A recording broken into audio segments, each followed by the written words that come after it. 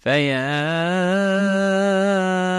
أيها القاري به متمسكا مجلا له في كل حال مبجلا. Alaikum wa rahmatullahi wa barakatuhu. Great to have you with us. My name is Khalid Abu Shafi'. Today, inshallah, we are going to go through the second video for makharij. So we are going to go through the makharij chapter through explanation with the video presentation. So we are going to go through the first makharij. We mentioned there are principal makharij, and there are 5 makharij and points of articulation. There are 5 principles. Number 1, we mentioned that it is makharaj al-jawf, which represent the oral cavity and the throat cavity, which we are going to explain later on in this video. The second one was the throat, which represent the 6 letters of Arabic language, such as ayn and ha and kha and ghayn and ha. And the next part is makharaj al-lisan, which is the tongue, and whatever inside the mouth represent the movement of the tongue around the teeth, the roof of the mouth, touching the teeth and so on. And the next one is the lips, and the last makharaj is the makharaj of the nasal cavity, which is called makharaj al-khayshum, or makharaj the nostrils, where the ghunna comes from.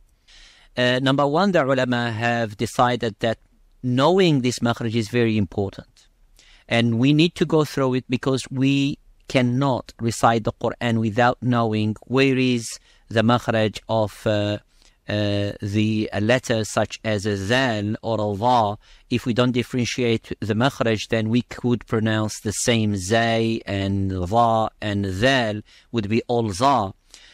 So the makharaj, knowing the makharaj is a very important, as Imam Al-Jazari say in his poetry, إذ واجب عليهم محتم قبل الشروع أولا أن يعلموا مخارج الحروف والصفات ليلفظوا بأفصح اللغات.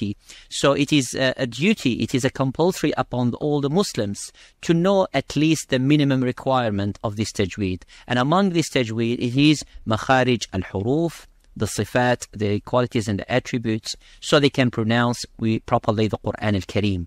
So makharij al-huruf, there are 17 makharij. As we mentioned, there are 5 principles, but there are 17 makharij, and each makharij of these 17 has their own points of articulations. Now we are going to talk about this principal makharij. How do we know the makharij, first of all? So the ulama mentioned that if you bring the letter and make the letter sakin, such as ab, and make a fatha or a dhamma or a kasra, probably kasra or a fatha, that's the ulama mentioned, and say ab, and whatever the sounds ends, then that movement of the last part of the body, that is the makharaj. So for example, if I want to know what is the makharaj of ba, you would say ab, ab, and same as ta, at, or it, ib. So this is how to know the makharaj. Now, in this makharaj, these letters are muqaddar. Muqaddar means they are estimated. They do not have really a point. These 3 letters which I'm going to mention, and the ulama mentioned, makharaj al-jawf, which represent the oral cavity and the throat cavity. We see that the sound hits and vibrates through, when it comes, the air produced from the lungs and goes up through the throat, and then comes through the roof of the mouth, between the roof of the mouth and the tongue, and then the sound is produced. So if it stops here, then produces the letters of the throat. If it stops here, the qaf and the kaf. If it's here, then the jim and the shin and the ya. If it's here, then the mim, and so on. Now, when we say this makharaj is muqaddar and estimated, it is not a point. The ulama mentioned because it passes through all these area, and that's why it's called muqaddar, means estimated. It is not really a fixed point, and that's why we have these 3 letters. Number 1 is the alif with a sukoon preceded with a fatha, such as qa, ba, ta. and waw sakin preceded with a dhamma, such as qu, fu, su, and ya sakina preceded with a kasra, such as fi, bi.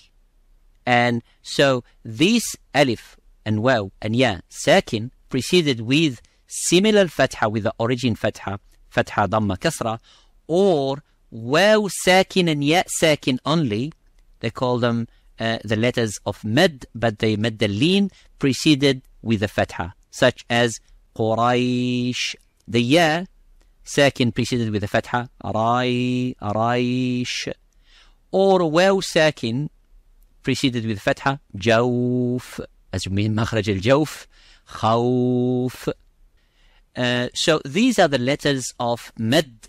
Their makharij would be muqaddar. It is not fixed point, but it goes makharij al-jawf between the throat and between the mouth.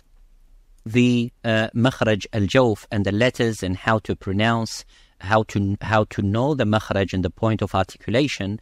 As we know, and as I have mentioned at the beginning, this makharaj, it's called estimated. It is muqaddar, it is not muhaqqaq, which is, it is not a fixed point to a part of the body of the mouth or the throat, but it is that empty space which exists between the throat and the mouth, which is this area here, throat cavity and the oral cavity, and it is not the nasal cavity. And why I mention this, because this is one of the common mistakes when someone try to imitate a sheikh or a qari and start to read Qur'an and say أعوذ بالله من الشيطان, and using that nasal makharij.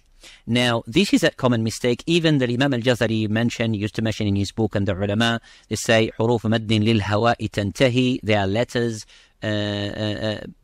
ends where the air ends. It is not where the nose, or it is not at the throat. It is that space where the air is. It is there where resides the letters of mad, but it is not in the nose. So, and the nasal cavity, for example, it is for the gunna. So if we say, for example, qa, instead of qala, and how do I get rid of that? I just try to practice and close my nostrils and my nose like this, putting my fingers there and say qala, qala. And if I have that problem and I say, for example, qala, qala, qala, I feel that I blocked the nostrils and I blocked the nasal cavity. I did not let the air coming from there, and I realized that I'm trying to do it from there. So this is a common mistake in reading Qur'an. So try to avoid it by knowing this is the makharij. So if you read Qur'an, do not use the nostrils for the mad. So the letters of mad, briefly, as I mentioned, there are alif sakina preceded with a fatha, ya sakina preceded with a kasra, and waw sakina preceded with a dhamma, or maddul lin, which are the two letters waw and ya sakin preceded with a fatha, such as jawf and Quraysh, and or khawf. I gave the example because jawf is there. And the last thing I would like to mention, that the letter of the alif sakin, it is according to the letter preceded. For example, if I say qala, qa, qa, so the alif is mufakham, it is a heavy because of the qaf. So whenever the letter is heavy, you make the letter alif qaf, the letter alif of mad heavy. But if it is empty mouth, light, then you make it light and empty mouth. For example, you would say ja'a, you wouldn't say ja'a, you wouldn't say ba, and you wouldn't say, like some people say, taba, tabara, taba, qa, ta. So the letter of khussa, dagtin, qidh, kha, sad, ta, dad, ghain, and dha, we will see them later on in the qualities of the letters. جزاكم الله خيرا وبارك الله فيكم والسلام عليكم ورحمة الله وبركاته. فيا أيها القاري به متمسكا مجلا له في كل حال مبجلا.